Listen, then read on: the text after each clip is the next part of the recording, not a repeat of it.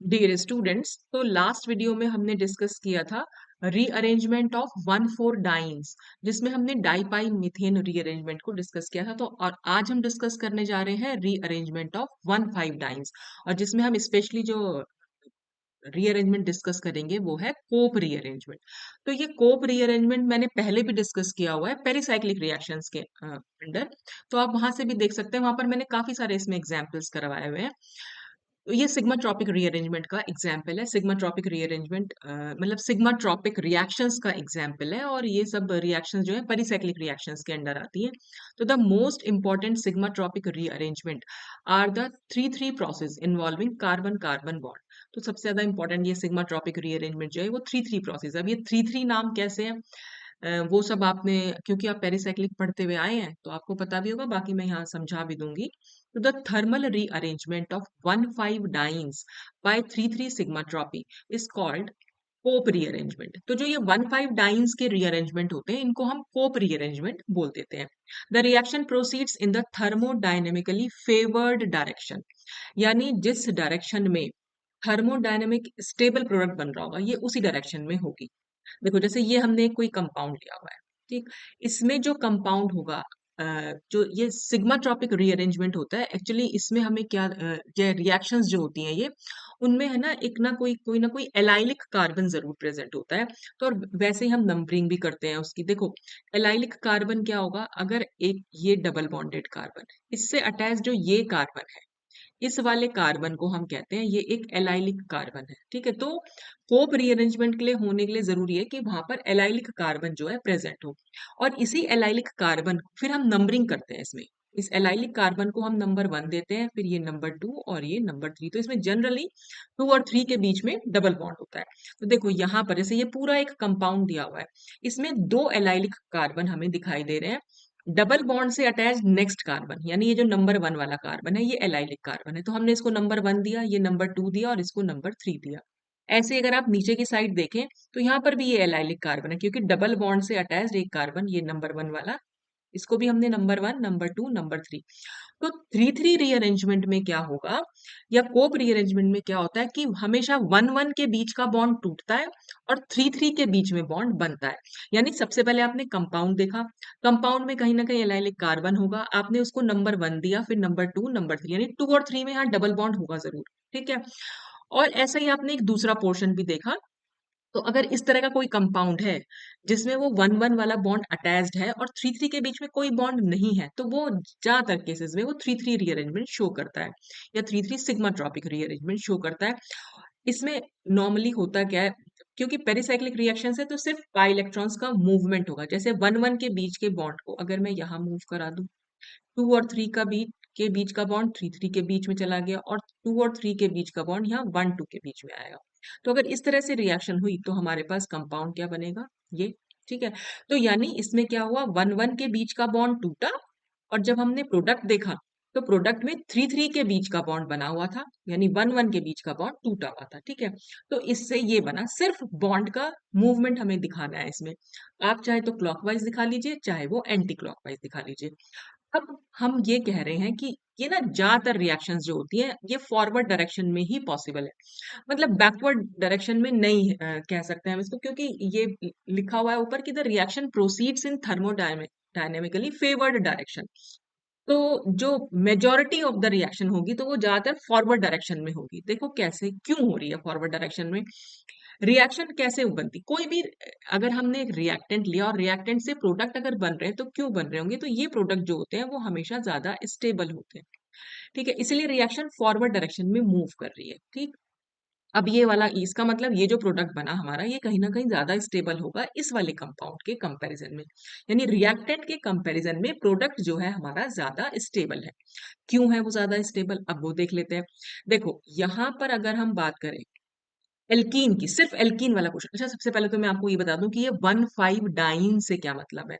1,5 dine, देखो जो ये स्ट्रक्चर आपके सामने बना रखा है इसको मैं सिर्फ ऐसे ऐसे ये बना दे, यही तो स्ट्रक्चर है, बाकी सब तो सब्स्टिट्यूशन कर रखा है। तो मैंने नंबरिंग करी 1, ये 2, ये 3, ये 4, ये 5 और 6। तो अब इसका नाम अगर हम देंगे तो क्या नाम देंगे? तो 1 और 2 के बीच में डबल बॉन्ड है, तो जो छोटा नंबर होता है हम उसको पहले लिखते हैं, तो हमने 1 लिखा। फिर हमने देखा 5 और 6 के बीच में डबल बॉन्ड है, छोटा नंबर 5 है, तो हमने 5 लिखा। और क्योंकि 6 कार्बन एटम्स हैं तो हमारा हेक्सा बन गया। और क्योंकि दो ईन है, दो डबल बॉन्ड है, तो इसलिए दो ईन हम उसको कहेंगे, तो डाई ईन। तो ये हो गया 15 हेक्सा डाइन। तो यानी हम इसको 15 डाइन शॉर्ट में बोल दे रहे हैं। तो ये तो 15 डाइन हो गई, ठीक। अब और 3 3 रीअरेंजमेंट में क्या हुआ, फिर आपने नंबरिंग करी। ये वाली नंबरिंग तो मैंने आपको सिर्फ ये समझाने के लिए कि इसको 15 डाइन क्यों कहते हैं। और यहाँ पर जो नंबरिंग हो रखी है वो according to sigmatropic rearrangement हो रखी है। हमें 1 2 3 किया, 1 1 के बीच का बॉन्ड तोड़ना है आपको, और 3 3 के बीच में बॉन्ड बना देना है, और डबल बॉन्ड जो है अब ये मूव करा देना है, बस इतना काम होना है इसमें, ठीक। तो हम ये बात कर रहे थे कि जो प्रोडक्ट बना है वो ज्यादा स्टेबल है इन कंपैरिजन टू रिएक्टेंट। क्यों है ऐसा? तो वो हमें कैसे मालूम पड़ेगा? देख के हम कैसे पता लगा सकते हैं? तो देख के हम सिर्फ ऐसे पता लगा सकते हैं क्योंकि यहाँ डबल बॉन्ड जो है, देखो एक डबल बॉन्ड ये है, इस डबल बॉन्ड में आपको एक बॉन्ड तो नीचे CH3 से दिख रहा है, और एक और बॉन्ड भी होगा जो इसमें यहाँ पर शो नहीं किया हुआ है, तो वो होगा हमारा H, ठीक है। ऐसे ही 2 नंबर कार्बन पर एक बॉन्ड तो ऊपर जा रहा है, और एक बॉन्ड जो नहीं शो कर रखा है वो होगा H, ठीक। तो ये डबल बॉन्ड पर आपने देखा कितना सब्स्टिट्यूशन है। देखो ये डबल बॉन्ड है, ये अगर मैं सिंपल एल्कीन बनाऊं तो हम कहेंगे इसमें कोई सब्स्टिट्यूशन नहीं है। तो एल्कीन जितना ज्यादा सब्स्टिट्यूटेड होती चली जाएगी वो उतना ज्यादा स्टेबल होती चली जाती है, ठीक है। ये हम पढ़ते हुए भी आए हैं, अभी तक आप लोगों ने भी देखा हो, उतनी ज्यादा हाइपर कॉन्जुगेटिव फॉर्म्स हम उसकी बना सकते हैं, जितनी हाइपर कॉन्जुगेटिव फॉर्म्स बनेंगी वो उतना ज्यादा कंपाउंड स्टेबल होता है। तो ये एल्कीन लेस स्टेबल है, लेकिन ये एल्कीन इसके कंपैरिजन में ज्यादा स्टेबल है। अगर मैं एक और एल्कीन बना दूं जिसमें यहाँ भी CH3 हो, ये भी CH3 हो, यहाँ पर सिर्फ H हो, तो ये थर्ड नंबर वाली इन दोनों से भी ज्यादा स्टेबल होगी। तो हम क्या कर रहे हैं, जब हम यहाँ से इधर की साइड चल रहे हैं तो हम सब्स्टिट्यूशन बढ़ा रहे हैं। सब्स्टिट्यूशन का मतलब होता है ये एक H की जगह पर हम कोई और ग्रुप ला दे रहे हैं, तो हमने यहाँ पर मिथाइल ग्रुप ला दिया। जो भी हमने, जैसे इस वाले फर्स्ट से जब हमने सेकंड वाला बनाया तो हमने इस H को रिप्लेस कर दिया CH3 से। सेकंड से जब हमने थर्ड बनाया तो इस वाले H को भी रिप्लेस कर दिया CH3 से। तो हम एक एक H को रिप्लेस करते चले जा रहे हैं। तो कुल मिलाकर अगर हम ये देखें कि डबल बॉन्ड वाली एल्कीन कौन सी ज्यादा स्टेबल होगी, तो जिसमें हाइड्रोजन का नंबर जितना कम होगा वो एल्कीन उतना ज्यादा स्टेबल होगी। देखो पहली वाली एल्कीन में टोटल नंबर ऑफ हाइड्रोजन, मतलब जो डबल बॉन्ड से अटैच्ड हाइड्रोजन है वो बात कर रही है, तो यहाँ पर 4 हाइड्रोजन है। सेकेंड वाली एल्कीन में अगर हम देखें डबल बॉन्ड से अटैच कितने हाइड्रोजन है, एक ये है, दूसरा ये है, और तीसरा ये है, बस, ठीक है। तो 3 हाइड्रोजन है यहाँ पर, तो इसमें हो गए 3 हाइड्रोजन। अब यहाँ पर देखें, यहाँ पर सिर्फ 2 ही हाइड्रोजन बचे। तो जितने कम हाइड्रोजन होते हैं इसका मतलब वो उतना ज्यादा सब्स्टिट्यूटेड होती है। तो मोर सब्स्टिट्यूटेड एल्कीन जो होती है वो ज्यादा स्टेबल होती है, ठीक। अब आप देखिए यहाँ पर ये नीचे वाले पोर्शन में 2 और 3 के बीच में जो डबल बॉन्ड है उस पर आपने देखा एल्कीन पर एक ये हाइड्रोजन है और एक ये हाइड्रोजन है, तो कुल मिलाकर यहाँ पर 2 हाइड्रोजन है। अब अगर हम इस वाले डबल बॉन्ड की बात करें जो कि प्रोडक्ट में है, तो यहाँ पर आप देख रहे हैं डबल बॉन्ड से एक बॉन्ड ऊपर जा रहा है जिससे CN जुड़ा हुआ है, एक बॉन्ड नीचे जा रहा है जिससे COC2H5 जुड़ा है। फिर इसी 2 नंबर कार्बन पर एक बॉन्ड ऊपर जा रहा है और एक बॉन्ड जो नहीं दिखा रखा वो खाली H है। तो आप देख रहे हैं नीचे वाले पोर्शन में यहाँ पर तो 2 हाइड्रोजन थे, यहाँ पर सिर्फ एक ही हाइड्रोजन बचा। इसका मतलब ये एल्कीन जो है वो मोर सब्स्टिट्यूटेड है, और जो मोर सब्स्टिट्यूटेड एल्कीन होती है वो हमेशा ज्यादा स्टेबल होती है, ठीक है। क्योंकि अगर हम ऊपर वाले केस में देखें तो ऊपर वाले केस में सब कुछ सेम है। ये 3 नंबर कार्बन पर ऊपर भी एक H है, नीचे भी एक H है, और यहाँ भी एक H है। तो कुल मिलाकर यहाँ पर 3 हाइड्रोजन है। और ऐसे यहाँ पर भी देखो, यहाँ भी एक H है, ये भी एक H है, और यहाँ भी एक। तो इसके ऊपर वाले के केस में तो हम नहीं बता सकते हैं, लेकिन नीचे वाला अगर हम केस देखें, हालांकि सेम ही कंपाउंड है, लेकिन मैं आपको बता रही हूँ कि सिर्फ हाइड्रोजन के नंबर काउंट करने के लिए। तो अगर हम नीचे वाले एल्कीन में देखें तो यहाँ पर सिर्फ 2 हाइड्रोजन और यहाँ पर एक हाइड्रोजन है। तो इसलिए ये मोर सब्स्टिट्यूट जो प्रोडक्ट बना वो क्योंकि मोर सब्स्टिट्यूटेड एल्कीन है, तो इसलिए वो थर्मोडायनेमिकली ज्यादा स्टेबल है। तो इसलिए रिएक्शन ज्यादातर फॉरवर्ड डायरेक्शन में रहेगी, ठीक है।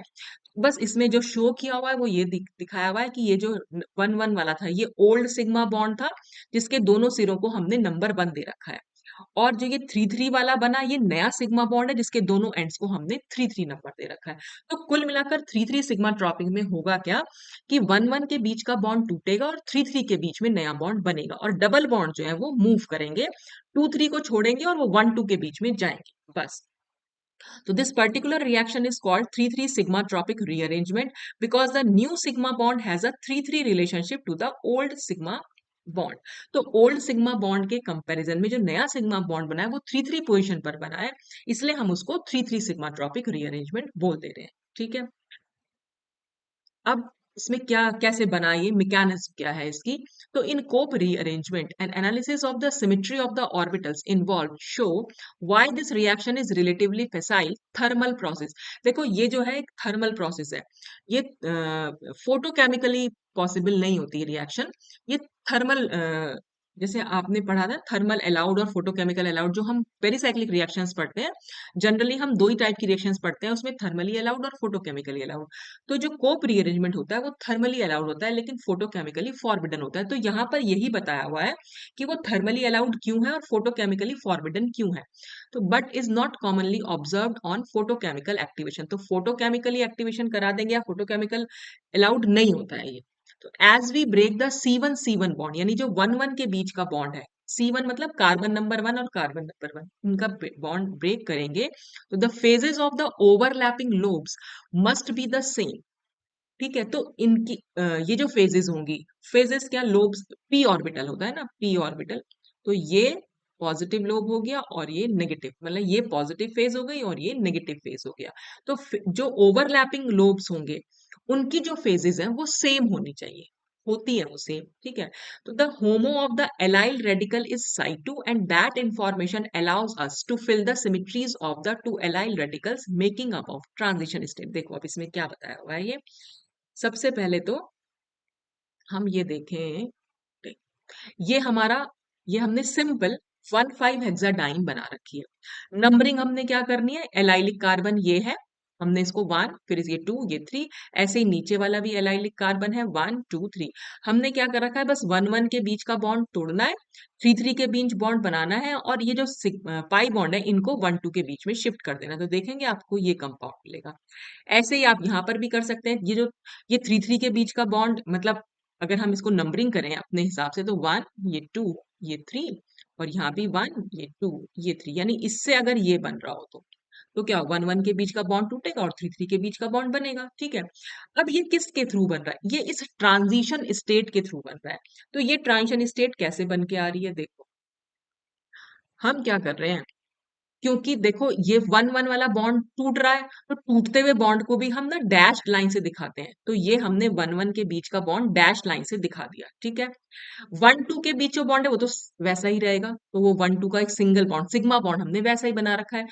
2 3 के बीच में जो पाई बॉन्ड है वो ब्रेक कर रहा है, यानी ये वाला बॉन्ड, लेकिन जो सिग्मा बॉन्ड है वो तो एज इट इज है, तो इसलिए 2 3 के बीच जो सिग्मा बॉन्ड है वो तो हमने फुल लेंथ से दिखाया है, ये वाला बॉन्ड। ठीक है, लेकिन जो नेक्स्ट आगे वाला दिखा रखा है वो डैश लाइन से दिखाया हुआ है, क्यों, क्योंकि ये वाला पाई बॉन्ड जो दिखा रखा है इसमें 2 3 के बीच में वो भी तो टूटेगा, तो वो टूट के जाएगा कहाँ, देखो ये बॉन्ड अगर मैं यहाँ शिफ्ट कराऊं, फिर ये 1 1 वाला यहाँ शिफ्ट कराऊं और ये मैं ऐसे शिफ्ट कराऊं, तो इसकी जो ट्रांजिशन स्टेट बनेगी, तो हमने क्या करना है, जो बॉन्ड फॉर्म हो रहे हैं और जो बॉन्ड ब्रेक हो रहे हैं दोनों ही बॉन्ड को डैश लाइन से दिखाना है बस।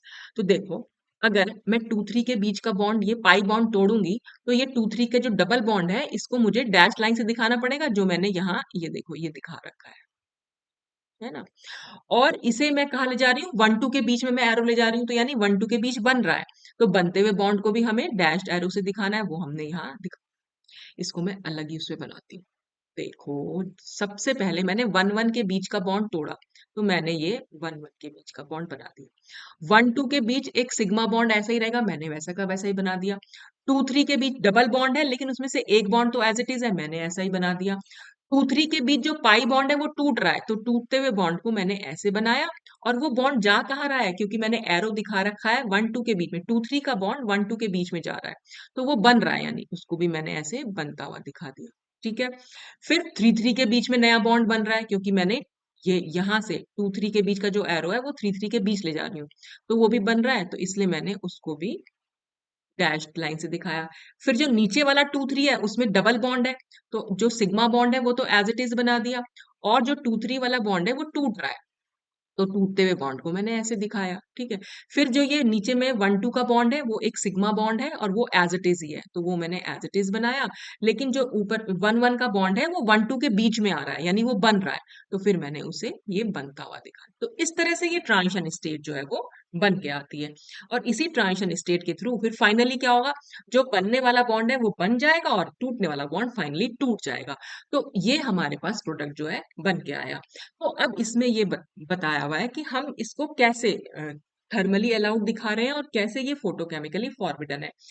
तो देखो, कायदे में हुआ क्या है, 1 1 वाला बॉन्ड कैसे बना होगा, 1 1 के बीच में एक सिग्मा बॉन्ड है। हम एक्चुअल में यहाँ ये शो करना चाह रहे हैं कि आप, अगर आप इसको देखो, 1 1 के बीच के बॉन्ड को अगर मैं तोड़ दूं और यहाँ पर मैं होमोलिटिक फिशन दिखाऊं, सिर्फ 1 1 के बीच का बॉन्ड तोड़ना है मुझे, ठीक है, और होमोलिटिक फिशन हो, तो देखो हमारे पास ये कंपाउंड है, ठीक है। ये बॉन्ड अगर मैं ब्रेक करूंगी होमोलिटिक फिशन से, तो मैं इस बॉन्ड को ऐसे दिखाऊंगी, ठीक। इससे हमारे पास क्या होगा, हमारे पास दो एलाइलिक रेडिकल फॉर्म हो जाएंगे, यहाँ पर एक इलेक्ट्रॉन चला जाएगा क्योंकि मैंने हाफ एरो दिखा रखा है ना, और ऐसे ही ये भी एक एलाइलिक रेडिकल हो गया। एलाइलिक रेडिकल क्योंकि एलाइलिक पोजीशन पर रेडिकल बनाया हुआ है, एक अनपेड इलेक्ट्रॉन है, तो हमने यहाँ पर एलाइलिक रेडिकल बना दिया। तो हम यहाँ ये शो करने की कोशिश कर रहे हैं कि ये दो एलाइलिक रेडिकल से बना हुआ कंपाउंड समझ लीजिए। जैसे ही हमने 1 1 के बीच का बॉन्ड तोड़ा, सिर्फ 1 1 के बीच का, तो दो एलाइलिक रेडिकल हमारे पास आ गए। अब इन्हीं दोनों एलाइलिक रेडिकल के रिकॉम्बिनेशन से हम अपना प्रोडक्ट जो है बना रहे हैं। अब वो कैसे बना रहे हैं, तो सबसे पहले हम एलाइलिक रेडिकल के ना पाई मॉलिक्यूलर ऑर्बिटल के बारे में बात करेंगे। देखो ये इस तरह से था, टोटल नंबर ऑफ इलेक्ट्रॉन्स अगर हम देखें तो पाई बॉन्ड के 2 इलेक्ट्रॉन और एक तीसरा ये जो रेडिकल है, तो कुल मिलाकर रेडिकल के पास 3 इलेक्ट्रॉन्स हैं, जिनको हमें उसके पाई मॉलिक्यूलर ऑर्बिटल में शो करना है। तो देखो इसमें 3 ही लेवल बनेंगे, ये सब लेवल्स मैंने पेरिसाइक्लिक में बहुत अच्छे से समझाए हुए हैं, तो आप वहां जाकर देख सकते हैं कि कैसे ये रेडिकल्स बनते हैं। तो देखो हम क्या कर रहे हैं, यहाँ पर एक पी ऑर्बिटल होगा और यहाँ भी एक पी ऑर्बिटल होगा। मिडिल वाले कार्बन का पी ऑर्बिटल मैं नहीं बना रही हूँ, मैं बात भी नहीं करूंगी, हमें सिर्फ कॉर्नर वाले से ही मतलब होता है, तो मैं सिर्फ दो ही ऑर्बिटल्स यहाँ बनाऊंगी। तो मैंने आपको ये पेरिसाइक्लिक में अगर आपको याद हो, तो मैंने बताया था सबसे नीचे में एम सिमिट्री होती है, फिर हम C2 सिमिट्री बनाते हैं, फिर एम, ये ऑल्टरनेट चलती है, m symmetry C2 symmetry m symmetry. M symmetry का मतलब होता है दोनों की सेम फेजेस एक दूसरे के सामने होंगी, यानी अगर ये पॉजिटिव लोब बनाया तो इसका भी ऊपर वाला पॉजिटिव ही बनेगा। तो ये तो हो गया एम सिमिट्री वाला। मैं फिर से बता रही हूँ बेटा, सिर्फ दो ही ऑर्बिटल कॉर्नर कॉर्नर वाले बना रही हूँ, बीच वाला मैं बना ही नहीं रही हूँ यहाँ पर, ठीक है। अगर हमें C2 सिमिट्री दिखानी है लोब्स में, तो हम क्या दिखाएंगे, अगर मैंने इस फेज को पॉजिटिव बनाया है तो इस वाले फेज को मेरे को नेगेटिव बनाना पड़ेगा। ये नेगेटिव है और यहाँ पर फिर पॉजिटिव है। फिर से एम सिमिट्री आई, फिर एम सिमिट्री के लिए मुझे फिर से क्या करना पड़ेगा, कॉर्नर कॉर्नर वाले लोब्स पॉजिटिव और पॉजिटिव दिखाने पड़ेंगे, ठीक है। अब हमें इसमें इलेक्ट्रॉन्स फिल करने हैं, तो जैसा कि मैंने अभी आपको बताया कुल मिलाकर 3 इलेक्ट्रॉन्स हैं। ये 2 इलेक्ट्रॉन्स, एक मॉलिक्यूलर ऑर्बिटल में मैक्सिमम 2 इलेक्ट्रॉन रह सकते हैं, तो दो तो मैंने यहाँ भर दिया और तीसरा इलेक्ट्रॉन गया ऊपर, ठीक। तो अब होमो क्या हो गया, होमो और ल्यूमो हम वर्ड यूज करते थे पेरिसाइक्लिक में। होमो means highest occupied molecular orbital. Highest occupied कौन सा है, सबसे एनर्जी, एनर्जी कैसे बढ़ रही थी, एनर्जी इस तरह से बढ़ रही है, तो एनर्जी जिसकी हाई हो और वो ऑक्यूपाइड हो, तो दोनों ही ऑक्यूपाइड है, लेकिन इन दोनों में से एनर्जी किसकी ज्यादा है, इसकी। तो ये वाला हमारा हो जाएगा होमो, ठीक है। और इन दोनों ही रेडिकल्स के हमें होमो यूज करने हैं, ठीक। तो देखो, अब ये मैंने बात की पी ऑर्बिटल्स की, तो भाई ये जो बॉन्ड बना हुआ होगा, ये जो सिग्मा बॉन्ड 1 1 के बीच का सिग्मा बॉन्ड कैसे बना हुआ होगा, कि अगर इस 1 नंबर का पी ऑर्बिटल और ये जो नीचे वाले 1 नंबर का पी ऑर्बिटल है, जब दोनों की सेम फेज एक दूसरे के सामने होंगी तभी तो बन पाएगा। तो वही चीज यहाँ दिखा रखी है। देखो ये 2 ऑर्बिटल थे यहाँ पर, इसको मैं यहाँ शो कर देती हूँ। देखो एक ऑर्बिटल मैंने यहाँ बनाया हुआ है और दूसरा ऑर्बिटल मैं यहाँ बना देती हूँ, ठीक है। तो अगर ये पॉजिटिव होगा तो ये भी पॉजिटिव होगा, ठीक है, ये नेगेटिव और ये नेगेटिव, तो ये दोनों जब आपस में कंबाइन करेंगे, सिग्मा बॉन्ड कैसे बनता है, जब हम ये एंड टू एंड ओवरलैपिंग दिखाते हैं दो ऑर्बिटल्स की, ये कुछ ऐसे बन जाएगा। तो ये पूरा जो हो जाएगा ये पॉजिटिव हो जाएगा, ये तो नेगेटिव था और ये भी नेगेटिव था। तो ये सिग्मा बॉन्ड बन गया। इसी सिग्मा बॉन्ड को हमने यहाँ बना के दिखा रखा है। तो ये दो ऑर्बिटल्स हैं जो आपस में मिक्स हो गए हैं और एक मॉलिक्यूलर ऑर्बिटल इन्होंने बना दिया। तो दो पी ऑर्बिटल ने मिलकर एक पाई मॉलिक्यूलर ऑर्बिटल बना दिया है, ठीक है। तो ये सिग्मा बॉन्ड बन चुका है। अब जब ये सिग्मा बॉन्ड टूटेगा, तो टूटेगा तो फिर क्या होगा, जो यहाँ पर पी, जो थर्ड नंबर वाले कार्बन पर जो पी ऑर्बिटल्स हैं, तो वो अगर रिकम्बाइन कर पाएंगे, उनकी भी सिमिट्री जो है आपस में मैच, सिमिट्री कह रही हूं मैं, उनके भी फेजेस जो हैं, लोब्स के जो फेजेस हैं वो सेम फेज होने चाहिए, तभी वो आपस में कंबाइन कर पाएंगे। क्योंकि हम दोनों का होमो यूज कर रहे हैं, दोनों रेडिकल का, तो आप देख रहे हैं दोनों रेडिकल के होमो में ये C2 सिमिट्री हमें दिखानी है। बस आप इसको ध्यान रखिए, C2 सिमिट्री। C2 सिमिट्री कैसे दिखाएंगे, देखो अब जब ये बॉन्ड टूटेगा, तो ये बॉन्ड कैसे टूटेगा कि ये बॉन्ड यहां से टूटा, तो ये दोनों पी ऑर्बिटल अलग हो जाएंगे। तो देखो ऊपर हमने नेगेटिव दिखा रखा है, तो नीचे पॉजिटिव दिखाना पड़ेगा। जैसे इस वाले लोब, ऊपर वाले कार्बन में ऊपर वाले लोब को हमने नेगेटिव दिखाया हुआ है और नीचे वाले लोब को हमने पॉजिटिव दिखाया हुआ है। मैं एक बार और डार्क कलर ले लेती हूँ, ठीक है। ये वाला लोब नेगेटिव और ये पॉजिटिव, ठीक है। और क्योंकि ये अलग जब हो रहा है, तो जाहिर सी बात है ये वाला जो नीचे वाले कार्बन का ये पॉजिटिव लोब ही तो रहा होगा, तभी तो दोनों पॉजिटिव ने मिलकर इतना बड़ा पॉजिटिव बनाया हुआ है। मतलब मैं आपको सिर्फ दिखा रही हूँ सामने। तो ये जो है ये नेगेटिव रहा होगा, ठीक है। तो जब हमें इस एक ऑर्बिटल के फेजेस हमें मालूम पड़ गए कि पॉजिटिव और नेगेटिव लोब्स किधर की साइड है, और हमें C2 सिमिट्री शो करनी है, क्योंकि हम दोनों के होमो को यूज कर रहे हैं। तो जब C2 सिमिट्री शो करनी है, तो जब हमने इस लोब का नेगेटिव फेज ऊपर बनाया, C2 सिमिट्री क्या होता है, दोनों पी ऑर्बिटल के फेजेस जो होते हैं एक दूसरे के सामने जो होंगे, वो पॉजिटिव और नेगेटिव फेजेस सामने होते हैं। तो हमने दूसरा ऑर्बिटल बनाया, लेकिन जब हमने इसमें ऊपर वाले लोब में नेगेटिव दिखाया हुआ है, तो इसमें हम ऊपर वाले लोब को पॉजिटिव दिखाएंगे, ठीक है। और ठीक यहाँ पर नेगेटिव हो जाएगा। तो ये C2 सिमिट्री हो गई। ऐसे हमें नीचे करना है। नीचे जब हमने यहाँ पॉजिटिव लोब दिखाया हुआ है पहले वाले कार्बन पर, तो जो लास्ट वाला कार्बन है उसमें नेगेटिव लोब दिखाएंगे, और यहाँ पर ये पॉजिटिव। तो ये भी हमारी C2 सिमिट्री हो गई। तो दोनों C2 सिमिट्री वाले। अब आप देखो, ये बॉन्ड यहाँ पर टूट रहा होता है और ये बॉन्ड बन रहा होता है, और बन भी सकता है, क्योंकि इसका भी नेगेटिव लोब और इसका भी नेगेटिव लोब, वो आपस में कंबाइन कर सकते हैं, इंटरेक्ट कर सकते हैं। तो इसलिए ये सिमिट्री अलाउड लिखा हुआ है इसको, ठीक है। ये सिमिट्री अलाउड है और ये भी सिमिट्री अलाउड था जो बन रहा था, ठीक है, मतलब पहले जब बन गया था। तो हम इसमें क्या दिखा सकते हैं यहाँ पर कि ये वाला बॉन्ड टूट रहा है और ये बॉन्ड यहाँ पर फॉर्म हो रहा है। तो ये एक ट्रांजिशन स्टेट दिखा रखी है जिसमें ये टूटता हुआ बॉन्ड है और ये फॉर्म होता हुआ बॉन्ड है।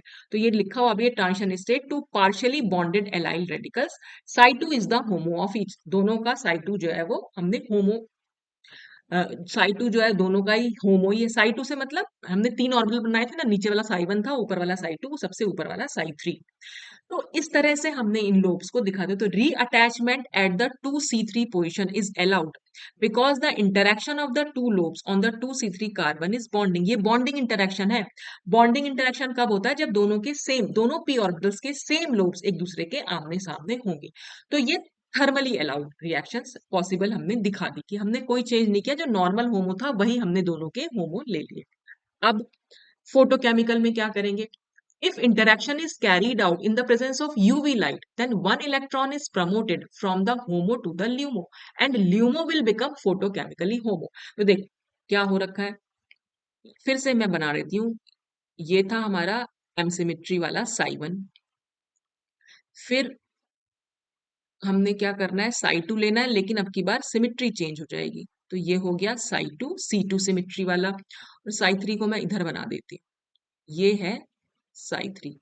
साई3 में फिर से एम सिमिट्री आएगी, तो ये हो जाएगा साई3। तो तीन ऑर्बिटल हैं, तो मैं इसको यहाँ लिख देती हूँ, ये साई1, ये साई2 और ये साई3। इलेक्ट्रॉन्स हमने ऐसे ही तो फिल कर रखे थे पहले, ये ग्राउंड स्टेट थी। जैसे ही हमने लाइट डाली, लाइट लेने के बाद ये क्या करेगा, ये इलेक्ट्रॉन जो है ऊपर चला जाएगा। तो जब ये इलेक्ट्रॉन ऊपर जाएगा, तो अब हम हमारी सिचुएशन क्या हो जाएगी, यहाँ पर तो दो इलेक्ट्रॉन्स हैं, ये जो तीसरा वाला ये जो इलेक्ट्रॉन जब ऊपर जाएगा, तो ये यहाँ चला गया, ठीक। तो ये क्या बन गया, ये बन गया इसका होमो। ठीक है। और जब ये होमो बना तो अब हमें क्या करना है, एक तो फोटोकेमिकल होमो ले लेंगे और एक का हम ग्राउंड स्टेट होमो लेंगे, ठीक है।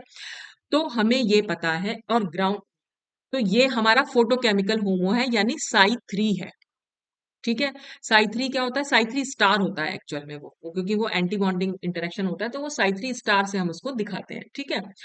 और जिसका हम ग्राउंड स्टेट, ये तो दो हम हमारे पास दो एलाइलिक रेडिकल थे ना, दूसरे को भी मैं दिखा देती हूँ, उसको तो हमें सेम रखना है जैसे वो पहले था, ये था और ये था। तो ये साई 1 था, ये साई 2 था और ये साई 3 स्टार था।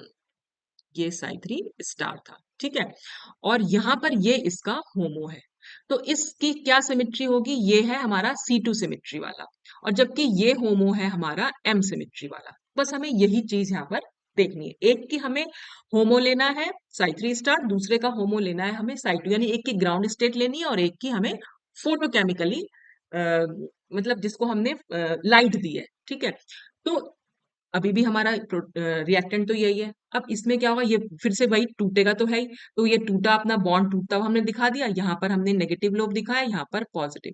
अब सपोज हमने ऊपर वाले को साई 2 होमो लिखा है, साई 2 होमो यानी ग्राउंड स्टेट दिखानी है, तो साई 2 होमो में क्या थी, C2 सिमेट्री थी। C2 सिमेट्री का मतलब है अगर हमारा इस वाले लोब का नेगेटिव लोब ऊपर है, तो अब हमें इस वाले लोब का पॉजिटिव लोब, यानी इस वाले लोब का कह रही हूँ, इस वाले p ऑर्बिटल का पॉजिटिव लोब नेगेटिव के सामने लाना है, इस नेगेटिव के सामने पॉजिटिव लाना है। तो हमने ला दिया और यहाँ पर हमारा ऑब्वियसली नेगेटिव हो जाएगा। अब नीचे वाले ऑर्बिटल्स में, कॉर्नर वाले ऑर्बिटल में ये पॉजिटिव और ये नेगेटिव था, और ये हमारा साई 3 स्टार होमो, यानी ये हमारा फोटोकेमिकल जिसको हमने लाइट दी है, वो फोटोकेमिकली उसने इलेक्ट्रॉन जो है उसका जो हाईएस्ट गया है वो साई 3 स्टार में गया है। और साई 3 स्टार में कौन सी सिमिट्री है, एम सिमिट्री। एम सिमिट्री के लिए क्या करना है, अगर इसका हम पॉजिटिव लोब यहाँ बना रहे हैं तो दूसरे ऑर्बिटल का भी पॉजिटिव लोब ही हमें ऊपर बनाना पड़ेगा, ठीक है।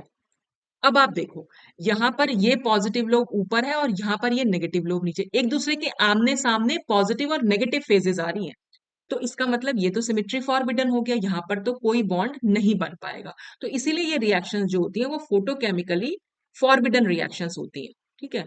तो यही चीज इसमें यहाँ पर बताई गई है। तो ये जो लिखा है ना कि 1 electron is promoted from HOMO to LUMO, देखो अगर हम तीन ऑर्बिटल बना अगर हम तीन ऑर्बिटल बना रहे थे और अगर ये हमारा होमो था, तो फिर ये ऊपर वाला ल्यूमो हो जाता है, हमने इसको ऐसे ही तो दिखाया था, तो ये ल्यूमो था।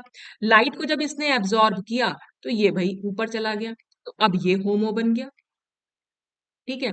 तो यही लिखा हुआ है कि जो ल्यूमो बिकम्स होमो, तो वही चीज इसमें कैसे वो ल्यूमो विल बिकम होमो, तो वो मैंने आपको यहाँ बता दिया है। तो यहाँ पर क्या होना है कि फोटोकेमिकली फॉरबिडन रिएक्शंस क्यों हुई, क्योंकि हमने जब इसकी ये देखा ऑर्बिटल्स बनाकर कि साई 2 होमो में तो थी हमारी C2 सिमेट्री और साई 3 स्टार में थी हमारी M सिमेट्री, तो यहाँ पर सिमेट्री फॉरबिडन रिएक्शंस हैं, दोनों के सामने, दोनों एक दूसरे के सामने के जो लोब्स हैं दोनों के, वो सेम फेज में नहीं है, इसलिए ये फोटोकेमिकली अलाउड नहीं होती है। तो ये इसकी मैकेनिज्म थी, किस तरह से ये रिएक्शन होती है। अब आती है स्टीरियोकेमिस्ट्री ऑफ कोप रीअरेंजमेंट, बहुत ही इंपॉर्टेंट है स्टीरियोकेमिस्ट्री ऑफ कोप रीअरेंजमेंट। इसमें देखो हमें क्या करना है, the Cope rearrangement usually proceeds through the chair like transition state, हमें हमेशा इसमें चेयर लाइक ट्रांजिशन स्टेट ही बनानी। The stereochemical feature of the reaction can usually be predicted and analysed on the basis of the chair transition state that minimises static interactions between substituents. Chair form हम इसीलिए बताते हैं क्योंकि वो सारे carbon एक ही प्लेन में नहीं दिखा रहे हैं ना, वहां पर एक ऊपर होता है, एक नीचे होता है, फिर ऊपर होता है, पकर्ड फॉर्म जो होती है वो उसकी, ये जो बनाई रखा है आप लोगों के सामने, ये हमारा साइक्लोहेक्सेन है, ठीक है। इसको हम, तो ये कार्बन हमारा ऊपर है तो ये कार्बन नीचे है, फिर ये कार्बन ऊपर है तो एक कार्बन नीचे है, फिर एक कार्बन ऊपर है तो एक कार्बन नीचे है। तो इससे क्या होगा, जो सब्स्टिट्यूएंट इन कार्बन से अटैच्ड होंगे उनके बीच में स्टैटिक इंटरेक्शन थोड़ा सा कम हो जाता है। तो rearrangement of the meso diene through such transition state then would give the cis trans isomer while in the case of, तो क्या बताया हुआ देखो, यहाँ पर क्या है, हमने एक मीजोडाइन ले रखी है, मीजो मीन्स ये वाली मीजो फॉर्म है डाइन की, ठीक है। दोनों ही हमारे सेम, एक तरीके से स्ट्रक्चरली सेम है, ठीक है। ये नीचे वाला रेसिमिक मिक्सचर है, ऊपर वाला मीजो फॉर्म है। देखो यहाँ मीजो फॉर्म क्या होती है, अगर प्लेन ऑफ सिमेट्री होती है कंपाउंड में, यहाँ से अगर हम इसे कट करेंगे तो ये CH3 भी ऊपर ही है और ये वाला CH3 भी ऊपर है, दोनों के दोनों एक दूसरे से मतलब एक दूसरे को क्या कहते हैं, मिरर इमेज बन जाएंगे यहाँ पर, तो ये मीजो फॉर्म है, यहाँ पर प्लेन ऑफ सिमेट्री है। ये सब कुछ मैंने स्टीरियोकेमिस्ट्री में बहुत अच्छे से समझाया हुआ है, इसलिए मैं बहुत जल्दी में समझा रही हूँ आपको। तो देखो, इसमें क्या कर रखा है हमने, ये कंपाउंड जो ले रखा है ये, देखो इसको मैं और भी कैसे आपको मैं वैसे ही बना के दिखाती हूँ। ये ऐसे ऐसे ऐसे, ये था ये स्ट्रक्चर, ठीक है। यहाँ पर ये इस तरह से CH3 बना रखा था अबव द प्लेन, ये CH3। देखो इसमें मीसोफॉर्म आपको आसानी से समझ में आ जाएगी, यहाँ पर प्लेन ऑफ सिमेट्री है, ठीक है। टू इक्वल पार्ट्स में इसको डिवाइड कर दे रही है ना, तो यहाँ प्लेन ऑफ सिमेट्री, इसी को हमने, इसी कंपाउंड को हमने ये चेयर फॉर्म में बना रखा है, ठीक। चेयर फॉर्म में हम कैसे बना लेते हैं, वो तो चेयर फॉर्म आप लोगों को पता ही होगी कैसे बनाना है। और हर कार्बन पर यहाँ पर एक एक्सियल और इक्वेटोरियल बॉन्ड होता है, वो भी आप लोगों को पता होगा। और जो ये अबव द प्लेन है, बस हमें इसमें क्या करना है, अबव द प्लेन वाले को बस हमें ऊपर की साइड बनाना है, ठीक है। ये चीज ध्यान रखिएगा, ऊपर की साइड से क्या मतलब है वो भी समझ लो। इस वाले कार्बन पर, ये क्योंकि ये कार्बन हमारा ऊपर की साइड है, तो जो ऊपर वाले कार्बन होते हैं ना, उसमें जो एक्सियल बॉन्ड बनता है हमेशा ऊपर को बनता है। मैं तुम्हें साफ सुथरा सा बना के दिखाऊं, ये ऐसे ऐसे ऐसे स्ट्रक्चर है, ठीक है। तो हमने अभी स्ट्रक्चर बनाया, अबव द प्लेन दिखाना है, तो देखो इसमें एक्सियल बॉन्ड ऐसा बनेगा, इक्वेटोरियल ये बनेगा। ऊपर वाले कार्बन पर एक्सियल बॉन्ड हमेशा ऊपर को बनता है, और इक्वेटोरियल तो हम इस तरह से बना देंगे। नीचे वाले कार्बन पर एक्सियल बॉन्ड नीचे को बनता है, और ऊपर आएगा इसमें इक्वेटोरियल। तो जब हमें अबव द प्लेन CH3 दिखाना है, तो हम क्या करेंगे, दोनों ही कार्बन पर ऊपर की साइड CH3 बनाएंगे, यानी इसमें भी ऊपर वाला ये वाला पोर्शन, भाई इन एक्सियल और इक्वेटोरियल में से एक्सियल ऊपर की साइड है, इसमें इक्वेटोरियल और एक्सियल में इक्वेटोरियल ऊपर की साइड है, तो जो ऊपर की साइड आ रहा है ना, वहां पर हमें CH3 लिखना है, तो इसमें हम यहाँ CH3 लिखेंगे और उसमें हम वहां CH3 लिखेंगे। तो इसलिए हमने इसको कुछ इस तरह से दिखाया हुआ है। तो ये हमारा मीजोफॉर्म बन गई। तो ये इक्वेटोरियल बॉन्ड है, ये वाला इक्वेटोरियल है, और ये एक्सियल है, ठीक है। फिर वही है हीटिंग, क्या कोप रीअरेंजमेंट, कोप रीअरेंजमेंट के लिए हमें क्या करना पड़ रहा है, नंबर 1 नंबर 2 नंबर 3 हमें देना है, ठीक है। एलाइलिक कार्बन ये हो गया, ये नंबर 1 है, ये नंबर 2 है, ये नंबर 3 है। फिर ये नंबर 1 है, ये नंबर 2 है, और ये नंबर 3। हमने तो सिंपल इतना करना है, 1 1 के बीच का बॉन्ड टूटेगा, 3 3 के बीच बॉन्ड बनेगा, 2 3 का ये पाई बॉन्ड टूटेगा, और 1 2 के बीच में ये बनेगा।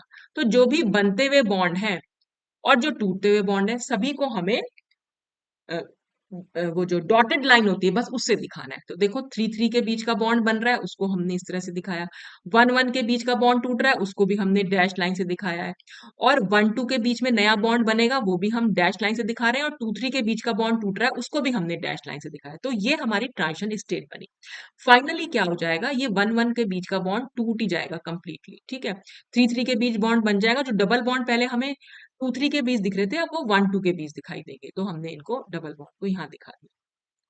तो मीजोफॉर्म क्या करती है, मेजर प्रोडक्ट बनाती है सिस ट्रांस। अब इसका नाम, अरे भाई क्या मुसीबत आ रही है, मीजोफॉर्म जो है ये सिस ट्रांस दे रही है। सिस ट्रांस का क्या मतलब है, सिस ट्रांस हम कहाँ देखते हैं, जहाँ एल्कीन होगी। तो देखो एल्कीन, देखो यहाँ पर ये रही एल्कीन, ठीक है। अब इसको, ये कौन सी है, सिस है कि ट्रांस है, वो देख लेते हैं। देखो इसमें ये बॉन्ड ऊपर को जो जा रहा है, डबल बॉन्ड से हमें सिर्फ इतना देखिए, ये डबल बॉन्ड है, एक बॉन्ड ऊपर है, ये बॉन्ड नीचे है, ये बॉन्ड ऊपर है, ये बॉन्ड नीचे है, बस। तो डबल बॉन्ड में ये ऊपर की साइड हमने CH3 बना रखा है, नीचे की साइड एक H बना रखा है। डबल बॉन्ड से इधर की साइड अगर हम देखें, ये बॉन्ड ऊपर जा रहा है, तो ये बॉन्ड नीचे आ रहा है, और नीचे की साइड जुड़ा हुआ है H। H को हमने शो नहीं कर रखा है, तो वो हमें खुद से देखना है। तो आप देख रहे हैं डबल बॉन्ड से सिमिलर साइड पर दोनों के हाइड्रोजन जो है नीचे की साइड है, तो यानी ये सिचुएशन कुछ ऐसी है, ये यहाँ है, ये CH3 है, और ये पूरा रिंग का पार्ट है आगे की साइड। तो जब डबल बॉन्ड से सेम साइड पर दोनों H हैं, तो वो क्या, उसको हम क्या बोलेंगे, सिस, वो एल्कीन हो गई सिस। ऊपर वाली के लिए सिस लिखा है, अब देखो ट्रांस क्यों लिखा हुआ है। अब नीचे वाली एल्कीन को देखो, नीचे वाली एल्कीन पर क्या है, ये हमारा डबल बॉन्ड है। इस डबल बॉन्ड से ऊपर की साइड हमने CH3 जोड़ रखा है, नीचे की साइड हमने H जोड़ रखा है। इसमें नीचे की साइड ये रिंग वाला पार्ट है, और ऊपर की साइड एक H है। तो ये वाला H और ये वाला H दोनों डबल बॉन्ड से ऑपोजिट साइड पर है, इसलिए ये ट्रांस। तो ये वाली एल्कीन हो गई सिस, और ये वाली एल्कीन हो गई ट्रांस, इसलिए हमने इस कंपाउंड का नाम दिया सिस ट्रांस। 99.7%, यानी ये हमारा मेजर प्रोडक्ट बनेगा। तो जब भी हम मीजोफॉर्म लेते हैं, वो क्या करेंगे, वो हमेशा सिस ट्रांस बनाएंगी एज अ मेजर प्रोडक्ट। तो वो क्यों बनाते, तो जैसा आपके पास ये ट्रांजिशन स्टेट आई, आपने सिर्फ, बाकी तो कुछ नहीं किया, बस यहाँ डबल बॉन्ड करना है, यहाँ डबल बॉन्ड करना है, ये बॉन्ड यहाँ से टूट जाएगा, यहाँ ये बॉन्ड बन जाएगा। बस CH3 ऊपर की साइड है और H नीचे की साइड है, इसमें CH3 ऊपर की साइड है, H नीचे की साइड है, वही चीज हमें यहाँ पर रखे रहने देनी, जैसा था वैसा का वैसा ही रहेगा। तो उसी बेसिस पर हम सिस ट्रांसिस को बना लेंगे। अब अगर हमने लिया रेसिमिक मिक्सचर, रेसिमिक मिक्सचर को हम कैसे बना दे रहे हैं? रेसिमिक मिक्सचर अगर मैं इसको इस वाली फॉर्म में बनाऊं, देखो ये नीचे की साइड बना रखा है, तो ये हमारा हो गया CH3, और ये है ऊपर की साइड, ये है CH3, इसी का हमने ये चेयर फॉर्म यहाँ बना रखा है। ठीक है, फिर से वही हीट होना है, हीट करने के बाद ट्रांजिशन स्टेट में तो वही दिखाना है आपको, सब जगह पूरी जगह आपको डॉटेड लाइन जरूर दिखानी है। ठीक, फिर फाइनल प्रोडक्ट जब बनेगा, ये वाला बॉन्ड नया बन जाएगा, ये इस कार्बन और इस कार्बन के बीच का बॉन्ड टूट गया और ये डबल बॉन्ड इधर आ गए। अब इसमें H ऊपर दिखा रखा था, CH3 नीचे, तो हमने वही किया, H ऊपर बनाया, CH3 नीचे। इसमें CH3 ऊपर था, H नीचे, तो हमने CH3 ऊपर बनाया और H नीचे। हालांकि देखो बेटा, जो ये चेयर फॉर्म है ना, चेयर फॉर्म में आपको ये ना डॉटेड लाइन दिखाने की जरूरत नहीं होती, ये तो इसमें बना रखी थी, बुक में जैसी बनाई थी मैंने भी वही टीप दिया।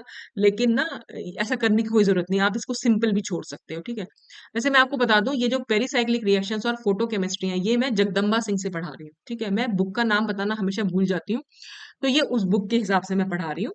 ठीक है, तो अब इसमें क्या बनेगा, यहाँ ट्रांस ट्रांस लिखा हुआ है, अब वो ट्रांस ट्रांस क्यों लिखा है वो भी देख लेते हैं। देखो ये डबल बॉन्ड है हमारा, डबल बॉन्ड से ऊपर की साइड एक हाइड्रोजन है और नीचे की साइड ये CH3 है, और ऊपर की साइड ये रिंग है और नीचे की साइड एक हाइड्रोजन होगा। फिर जो चीज नहीं दिखाई होती भाई, कार्बन के 4 बॉन्ड होते हैं, अगर उसमें से जो बॉन्ड नहीं दिखाया इसका मतलब वो हाइड्रोजन है, वो आपको अपने आप बनाना है। तो देखो डबल बॉन्ड से ये दोनों हाइड्रोजन ऑपोजिट साइड है, ऑपोजिट साइड आप समझ पा रहे हैं, ये इधर है और ये इधर है, तो ये नीचे चला गया और वो ऊपर चला गया, डबल बॉन्ड से ऊपर, तो इसलिए ये ट्रांसफॉर्म हो गई। ठीक, अब नीचे वाली एल्कीन को भी देख लीजिए, नीचे वाली एल्कीन में ये डबल बॉन्ड था, डबल बॉन्ड से ऊपर CH3 है, नीचे H है, नीचे ये बॉन्ड है और ऊपर की साइड एक H है, तो ये वाला H और ये वाला H, ये भी दोनों एक दूसरे से ट्रांस है, तो ये ट्रांस ट्रांस बनाएंगे। तो जब हम रेसिमिक मिक्सचर लेते हैं 1,5 हेक्साडाइन का, तो वहां पर ट्रांस ट्रांस मेजर प्रोडक्ट बनेगा, और जब हम मीजोफॉर्म लेंगे तो वहां पर सिस ट्रांस बनेगा। ठीक है, तो ये कैसे बना वो बस मैंने आपको यहाँ बता दिया। तो ये पूरी थी स्टीरियोकेमिस्ट्रीज की। अब आती है preparation of carbonyl compounds from Cope rearrangement. मैंने ये इसलिए लिया टॉपिक यहाँ पर, ये वाला प्रिपरेशन वगैरह, कि अगर आपका खाली कोप रीअरेंजमेंट पे भी आ सकता है शॉर्ट नोट, तो ये एप्लीकेशन हो जाएंगी कोप रीअरेंजमेंट की, कि उससे हम प्रिपरेशन, जैसे preparation of carbonyl compounds from Cope rearrangement, तो आप वहां पर ये हेडिंग ना मतलब इस हेडिंग से ऊपर एप्लीकेशन ऑफ कोप रीअरेंजमेंट करके डाल दीजिएगा, तो एप्लीकेशन भी यहाँ पर बन जाएगी। तो 1,5 हेक्साडाइन 3 ओल, देखो 1, ये 2, ये 3, ये 4, ये 5, ये 6, तो इसका नाम हो जाएगा 1,5 हेक्साडाइन 3 पर ओल है। On heating undergoes cope rearrangement with formation of unsaturated carbonyl compounds. Cope rearrangement given by such compound is known as oxy-cope rearrangement. इस टाइप के rearrangement को हम कहते हैं oxy-cope rearrangement. ऑक्सीकोप में एक और भी चीज आप देख सकते हैं, कुछ इस तरह से भी, कई बार यहाँ पर ऑक्सीजन होगी, ये इस तरह से भी बना हुआ मिलेगा, वो भी ऑक्सीकोप ही कहलाता है। ठीक है, तो हम बात कर रहे थे कि नंबरिंग हमने वो जो दी थी 1,5 हेक्साडाइन वाली। ठीक है, अब हम नंबरिंग देंगे अपने किसके अकॉर्डिंग, जो हम बना रहे थे अपना कोप रीअरेंजमेंट। तो 1, ये 2, ये 3, यहाँ भी 1, ये 2, ये 3, तो होना क्या है, बस 1 1 के बीच का बॉन्ड टूटेगा, 3 3 के बीच आएगा, और ये जो डबल बॉन्ड है ये 1 2 के बीच में फिक्स हो जाएंगे, तो ये बन गए, ये वाला हमारा 3 3 रीअरेंजमेंट हुआ, और हमें ये इनोल मिल गया। इनोल कैसे मिला, इन तो ये बनी है डबल बॉन्ड, और उससे जुड़ा हुआ है OH, OH को अल्कोहल का ओल लेते हैं ना, तो ये इनोल हो गया। ठीक, इनोल की हमने अगर हम इसे कीटो फॉर्म में चेंज कर दें, तो हमारे बन जाएंगे अनसैचुरेटेड कार्बोनिल कंपाउंड्स। अब इसको हम इनोल को कीटो फॉर्म में, मैंने आपको कई बार बताया हुआ है कैसे करना होता है, आपको सिर्फ आपने नंबरिंग करनी है, ये 1, ये 2, ये 3, तो जो 2 3 के बीच का बॉन्ड है वो तो आएगा 1 2 के बीच में, और जो ये हाइड्रोजन है ये चला जाएगा 3 नंबर कार्बन पर। ठीक है, तो पहले आप देख रहे थे यहाँ पर सिर्फ एक ही हाइड्रोजन थी 3 नंबर पर, अब हो गई है यहाँ पर 2 हाइड्रोजन, ये एक हाइड्रोजन एक हाइड्रोजन, और ये देखो 2 3 के बीच का बॉन्ड मैंने 1 2 के बीच यानी ऑक्सीजन और इस कार्बन के बीच में डाल दिया था, तो इसलिए ये डबल बॉन्ड हो गया, तो ये हमारा बन गया अनसैचुरेटेड कार्बोनिल कंपाउंड्स। ठीक, तो इस तरह से हम इसकी तो 3 3 कोप रीअरेंजमेंट से हमने एक 1,5 हेक्साडाइन 3 ओल को एक कार्बोनिल कंपाउंड में चेंज कर दिया। ठीक, तो the reaction is accelerated when it is carried out in the presence of strong base. Strong base की प्रेजेंस में रिएक्शन और भी अच्छी हो जाएगी। In the presence of strong base allyl alcohol converts into alkoxide ion which is very stable. Alkoxide ion जो है वो काफी ज्यादा स्टेबल होते हैं। देखो कैसे बनाइए, ये हमने एलाइल अल्कोहल लिया। एलाइल अल्कोहल क्यों बोल रहे हैं इसको, क्योंकि ये एलाइलिक कार्बन पर एक OH ग्रुप जुड़ा हुआ है। ये एलाइलिक कार्बन होती है ना, ये 2 ये 3 ये 1 ये 2 ये 3।